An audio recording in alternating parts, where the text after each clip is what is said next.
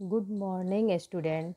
मैं प्रियंका साहा। आज मैं आप लोगों को क्लास 6 का हिंदी लिटरेचर पढ़ाने जा रही हूँ। आप लोगों को यूनिट फर्स्ट में 2 चैप्टर आएंगे। तो चलिए शुरू करते हैं। चैप्टर 1 कविता का नाम है नवजीवन का बिहान।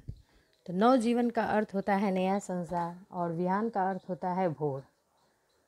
तो चलिए हम पहले आप लोग को पोयम पढ़ के सुनाते हैं, फिर उसका अर्थ समझाएंगे। तो पोयम है, जग जीवन में जो चीर महान, सौंदर्य पूर्ण और सत्य प्राण, मैं उसका प्रेमी बनूं नाथ, जो हो मानव के हित समान।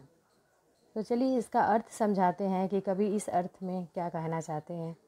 कवि ईश्वर से प्रार्थना करते हुए कहते हैं कि हे प्रभु, मैं उसका प्रेमी बनूं जो समान रूप में मनुष्य मात्र को कल्याण करने वाला हो।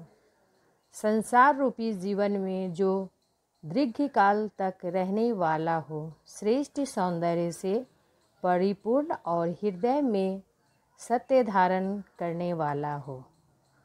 आशा करती हूँ कि आप लोगों को यह अर्थ समझ में आ गया। तो चलिए अब दूसरी पंक्तियाँ शुरू करते हैं। तो हम दूसरी लाइन का पोयम जो है वो हम बोलना स्टार्ट कर रहे हैं। जिससे जीवन में मिले शक्ति, छूटे भय संशय अंधभक्ति, मैं वह प्रकाश बन सकूं नाथ, मिल जाए जिसमें अखिल व्यक्ति। तो चलिए आप इसका अर्थ समझाते हैं। इसमें कवि क्या कहना चाह रहे हैं। कवि कह रहे हैं कि हे प्रभु, मैं वह प्रकाश बन सके जिसमें संपूर्ण प्राणी समाहित हो जाए, जिससे जीवन में शक्ति प्राप्त हो तथा भय शक संदेह एवं बिना सोच विचार और अंधविश्वास के किसी के प्रति निष्ठा रखने की भावना का निवारण हो सके। आशा करती हूँ कि आप लोगों को यह अर्थ भी समझ में आ गया होगा। तो चलिए अब लास्ट का जो 4 लाइन है वो पंक्ति का पोयम हम पढ़ के आप लोगों को सुनाते हैं। पाकर प्रभु तुमसे अमरदान, करके मानव परित्राण, ला सकूं विश्व में एक बार फिर से नव जीवन का बिहान। तो चलिए इसका अर्थ समझाते हैं। हे प्रभु, तुमसे संसार के मनुष्य मात्र की पूर्ण रक्षा करने का अमरदान प्राप्त कर मैं कृतज्ञ हूँ।